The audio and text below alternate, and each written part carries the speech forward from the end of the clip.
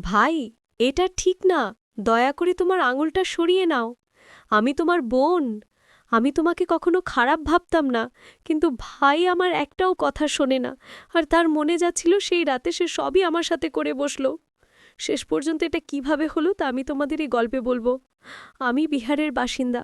আমার নাম নেহা। আমার বয়স ১৯ বছর। লোকে বলে আমি দেখতে বেশ আকর্ষণীয়। আর সম্ভবত এই জন্যই পাড়ার ছেলেরা প্রায়ই আমার সাথে নানা কথা বলতে চায়। আমার পরিবার খুব ছোট। আমি আর আমার ছোট ভাই আর মা। বাবা মারা গিয়েছিলেন যখন আমার বয়স মাত্র ৭ বছর। মা বাবার জায়গায় ব্যাংকে চাকরি পেয়ে গেলেন এবং তিনি আমাদের দুজনকে মানুষ করলেন। এখন আমি আর আমার ভাই দুজনেই কলেজে যাই। এটা ৩ মাস আগের কথা। সেই দিনটা ছিল সোমবার। আর আমি কলেজে যাইনি। আমার ভাই আর মা যেমন প্রতিদিন নিজ নিজ কাজে চলে গেলেন, বাড়িতে একা ছিলাম। আর কিছু করতে ইচ্ছে করছিল না। আমি ইউটিউবে গল্প পড়তে শুরু করলাম। হয়তো কিছু মনে ভুলিয়ে দেবে। ঠিক তখনই মায়ের ফোন এলো। তিনি বললেন আজ তার ফিরতে দেরি হতে পারে। আমি বললাম ঠিক আছে মা, তুমি আরামে আসো। তারপর জানি না কেন মনে খুব খালি খালি লাগতে শুরু করলো। আমি বিছানায় শুয়ে পড়লাম। আর কখন ঘুমিয়ে পড়লাম তা টেরই পেলাম না। হঠাৎ আমার ঘুম ভেঙে গেল, কিন্তু আমি নড়লাম না। আমার মনে হলো যেন কেউ আমার পাশে বসে আছে।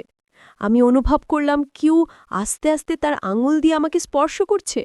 প্রথমে আমি বুঝতেই পারলাম না যে এটা কি হচ্ছে, কিন্তু যে আমি আস্তে আস্তে চোখ খুললাম, আমি ভিতরে ভিতরে কেঁপে উঠলাম। আমার ছোট ভাই, যাকে আমি সবসময় মাসুম আর শরীফ ভাবতাম, সেই আমার পাশে বসে আছে। আমি বিশ্বাসই করতে পারছিলাম না যে সে এটা করছে। আমার বুক খুব জোরে ধড়পড় করতে লাগলো। আর আমি বুঝতে পারছিলাম না যে আমি কি করব। কিছু বলার সাহসী জোগাড় করতে পারলাম না। আমি ভাবছিলাম যে সে কেন এমন করছে। সে কি কখনো আমার সম্পর্কে এমন কিছু ভেবেছে, নাকি এটা শুধুই একটা ভুল? সেই মুহূর্তে আমার মনে অনেক প্রশ্ন ঘুরপাক খাচ্ছিল। আমি কি তাকে ক্ষমা করতে পারবো? এটা কি এমন একটা ঘটনা যে আমি উপেক্ষা করে যেতে পারি? কিন্তু একই সাথে আমি জানি না কেন সেই মুহূর্তে আমার রাগ হচ্ছিল না, বরং আমি দ্বিধায় পড়ে গিয়েছিলাম।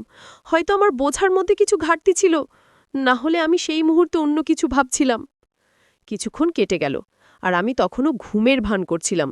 ঠিক তখনই হঠাৎ মনে হলো ভাই আমাকে আস্তে আস্তে জাগানোর চেষ্টা করছে। তার আঙুলগুলো আমার কাঁধে হালকা করে ছুঁই ছুঁই করছিল, কিন্তু আমি চোখ খুললাম না। আমি জানতাম যে আমি পুরোপুরি জেগে আছি, কিন্তু সে হয়তো ভাবছিল যে আমি গভীর ঘুমে আছি। আস্তে আস্তে তার হাতের স্পর্শ বাড়তে লাগলো। আগে যেখানে সে শুধু হালকা স্পর্শ করছিল, এখন তার সাহস বাড়তে লাগলো। আমি বুঝতে পারছিলাম না যে সে কি করছে বা কি করতে চাইছে, কিন্তু আমি চুপচাপ দেখছিলাম। আমার মনে অনেক প্রশ্ন উকি দেয়। এই মাসুম ভাই হঠাৎ এত বদলে গেল কি করে? সে কেন এমন করল? আমি বুঝতে পারছিলাম না যে সে আমাকে ঘুমের মধ্যে কি খাওয়ানোর চেষ্টা করছে। আমার ঠোঁট বন্ধ ছিল, কিন্তু তবুও সে চেষ্টা করছিল যেন আমি কিছু খেয়ে ফেলি। আমি ভেবে ঠিক করলাম, ইচ্ছে করে ঠোঁট একটু খুলে দিলাম।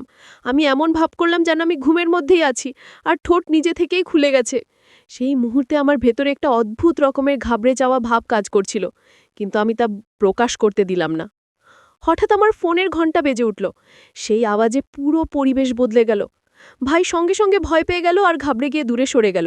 সে এত তাড়াতাড়ি উঠে গেল যে আমি বুঝে গেলাম তার মাথায়ও ভয় ছিল যে আমি জেগে না উঠি। আমি ফোনটা তুলে দেখলাম সেটা আমার বয়ফ্রেন্ডের কল। এটা আবার এই সময় কল করতে হলো, আমি মনে মনে ভাবলাম। আমি ফোনটা তুলে খুব কষ্ট করে বয়ফ্রেন্ডকে বোঝালাম যে আমি বাড়ির কাজে ব্যস্ত। তার মেজাজ হয়তো অন্য কথা বলার ছিল, কিন্তু আমি তাড়াতাড়ি কলটা কেটে দিলাম। এবার আমার নজর আবার ভাইয়ের দিকে। কিন্তু সে ঘর থেকে চলে গেল, আর আমি ভাবতে লাগলাম আমি কি তার সাথে এই ব্যাপারে কথা বলবো, নাকি এটা উপেক্ষা করে যাব। অনেকক্ষণ আমি আমার চিন্তায় ডুবে রইলাম। আমি ভাবলাম যদি আমি এটা নিয়ে কিছু না বলি, তাহলে হয়তো আবার এমন ঘটনা ঘটতে পারে। কিন্তু যদি আমি তারে কিছু বলি, তাহলে আমাদের সম্পর্ক চিরকালের জন্য বদলে যাবে। তারপর আমি আর থাকতে পারলাম না। আমার মনে একটা অস্থিরতা কাজ করছিল, আর আমি ভাইয়ের সাথে কথা না বলে নিজেকে সামলাতে পারছিলাম না। আমি তার ঘরের দিকে এগিয়ে গেলাম। ভাইয়ের একটা আলাদা ঘর আছে, যেখানে সে প্রাদিক গিয়ে পড়াশোনা বা অন্য কিছু করে। আমি বুঝতে পারছিলাম না যে আমি তাকে কি বলবো বা এই পুরো ঘটনার মুখোমুখি কিভাবে দাঁড় করাবো। যখন আমি ভাইয়ের ঘরের কাছে পৌঁছালাম, তখন দরজা অর্ধেক খোলা ছিল। আমি আস্তে আস্তে ভিতরে উকি দিলাম। যা দেখলাম তা আমার চোখ কপালে তুলে দিল। ভাই বিছানায় শুয়ে ছিল, আর সে তার হাত দিয়ে এমন কিছু করছিল যা আমি এতদিন শুধু একটা শিশুর মতোই দেখে এসছি।